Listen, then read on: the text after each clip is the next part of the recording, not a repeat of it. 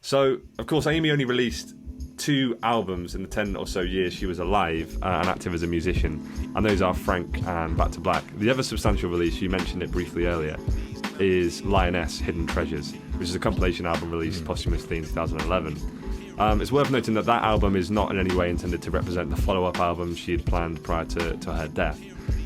Instead, the album was created by Mark Ronson and Salaam Remi. They went through lots of recordings, of thousands of hours of recordings of Amy, and put together this album of 4 previously unreleased songs, some covers, and some alternate takes. And personally, I think it's like a rewarding listen if you're a big Amy fan. But what's your opinion on the album, Ollie? Should it be considered in the Apex conversation or not? I mean, I personally don't think we should be considering it in the Apex, but I would definitely recommend people go and listen to the record. Like, I think there's some really decent alternate versions. Like the Valerie version on that album, I prefer like a million times to the one that I heard like on the charts when I was growing up. And there's the collaboration with Nas. Is it Like Smoke? Yeah. I think I love that song, man. Like, it's amazing to me that Nas can put out album after album of absolute shit, and then the 2 songs that he compared to Illmatic, I think we can agree most of his like middle career is not good. But then on that song, he absolutely kills it, and I'm just like, what? Where have you been, man? Like, what have you? He's been making the masterpiece that is Stillmatic, mate. That's what he's been doing.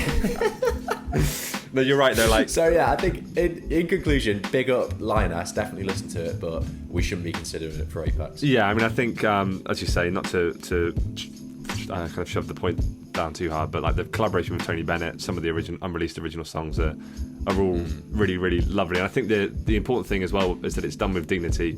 It's not her estate just releasing about 10 posthumous albums like they did with Tupac just to try and like ratchet in the money as much as they could.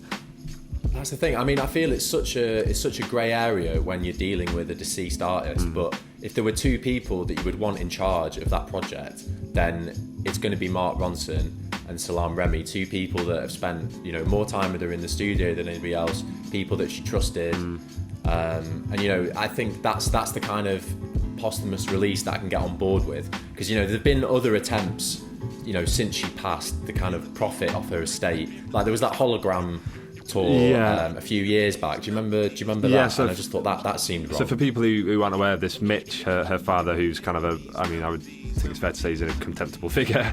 He worked with a company called Base Hologram, the company that did the Tupac hologram, and the idea was to do a world tour, like a 2 or 3 year long world tour with Amy as a hologram performing all her music. And Mitch is quoted as saying it's like a chance to show the real Amy through hologram, but obviously it's just it screamed of a money grabbing ploy. There was loads of controversy around it. There was actresses who were told they were auditioning for a biopic about Amy, and in reality they were auditioning to be the body double of Amy for the hologram. It was just generally shady, horrible stuff.